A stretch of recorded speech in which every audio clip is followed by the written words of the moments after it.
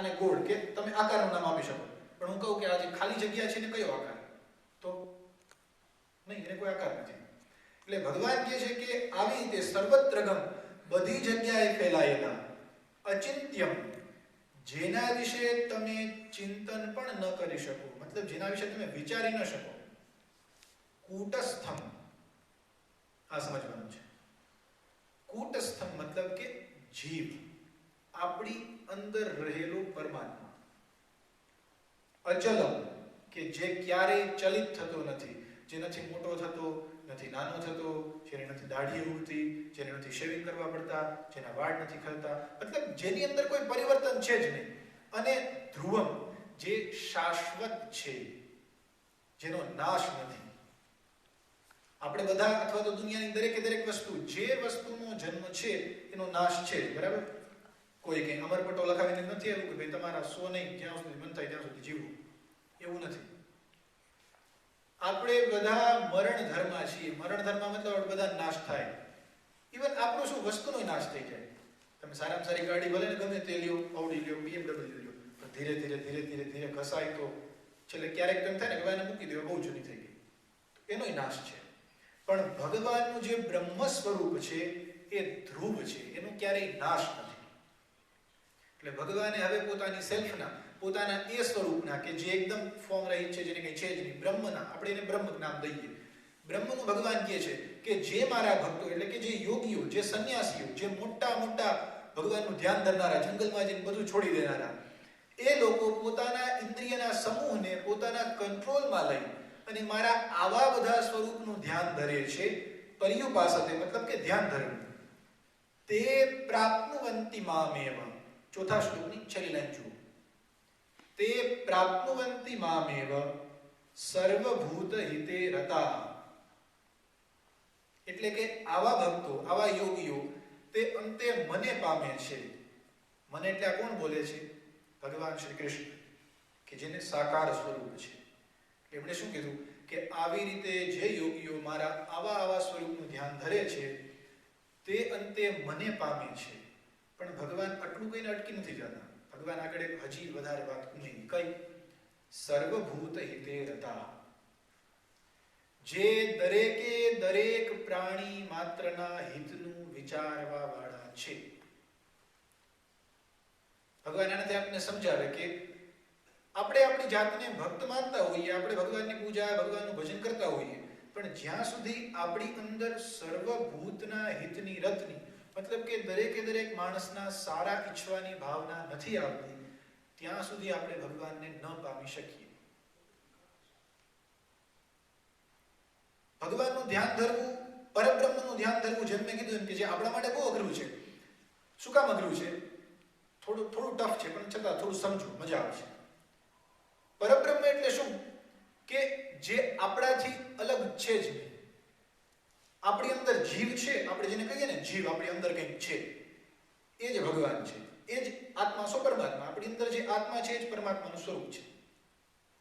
હવે આપણે આપણા શરીરને ભૂલી જવાનું છે, આપણે આ દુનિયાને ભૂલી જવાની છે. ઇવન આપણે એ પણ યાદ નથી રાખવાનું કે આપણે કોણ છીએ, મતલબ આ શરીર કોણ છે, કોની સાથે રિલેટેડ છીએ, આપણે ક્યાં છીએ. પછી પરબ્રહ્મનું એટલે કે પરમાત્માનું એ અલગ સ્વરૂપનું ધ્યાન થાય, જેને આપણે નિરાકાર કહીએ. તો આ બહુ જ અઘરું છે. કેમ કે સૌથી પહેલું તો આપણે આપણી સેલ્ફને ના ભૂલી શકીએ. ચાલો બધું જ ભૂલી જાઓ તમે, કે કોના છોકરા છો, કોના પતિ છો, કોના પપ્પા છો, બધું ભૂલી જાઓ, ક્યાં છો એ ભૂલી જાઓ. પણ એ કેમ ભૂલાય કે આપણે કોણ છીએ? કેમ કે આપણને છેલ્લા કેટલા જન્મોથી આદત થઈ ગઈ છે આ બોડીને આપણે આપણી સેલ્ફ માનવાની. મેં વાત કરી હતી પેલા, કદાચ યાદ હોય તો, કે આપણને કોઈ પૂછે કે ભાઈ આ બુક કોની, તો હું કહીશ કે મારી, બરાબર? પછી હું કહીશ કે આ ફોટો કોનો, તો હું કહીશ મારો. આ ગાડી કોની? મારી. આ ભાઈ કોનું? મારું.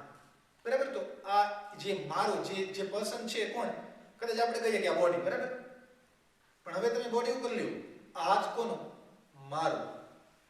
તો જો બોડી તમે છો તો હવે મારો ક્યાંથી આવ્યું? કોઈ પૂછે કે હાથ કોનો, તમારે કેવું છે ને હું. હાથ મારો નહીં, હાથ હું. પણ તમે પૂછો તમે કોણ, તો હું.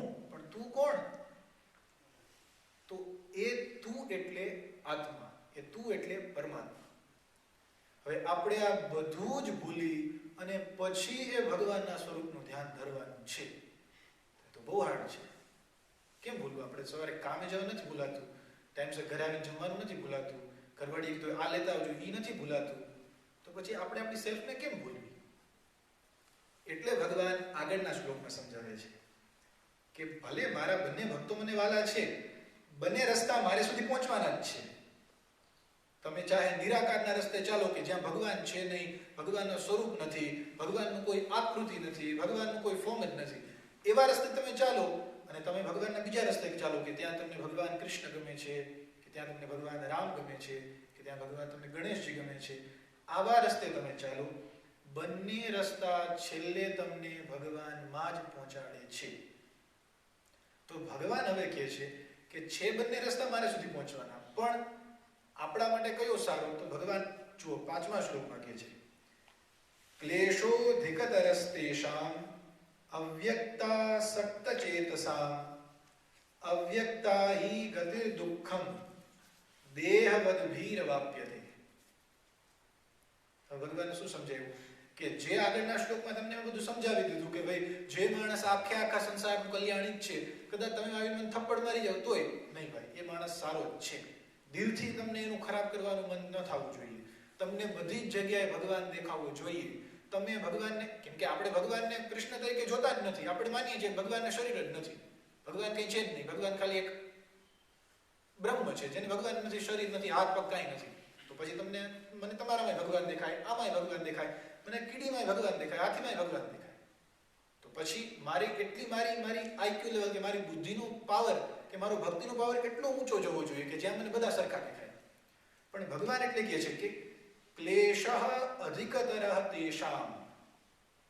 તેષામ એટલે કે જે માણસો આવી રીતે, જે ભક્તો મને આ રીતે ભજે છે ને, કે જે બધી જગ્યાએ મને જોવો, કે મને કોઈ ફોર્મમાં ન માનવો, કે મને કૃષ્ણ તરીકે ન માને, મને રામ તરીકે ન માને, મને માતાજી તરીકે ન માને, બસ મને એક અવ્યક્ત, એક બ્રહ્મ તરીકે મારું ધ્યાન ધરતા હોય, પણ એ લોકોનો માર્ગ, એ લોકોનો રસ્તો ક્લેશઃ અધિકતરઃ, એ રસ્તામાં હેરાનગતિ વધારે છે.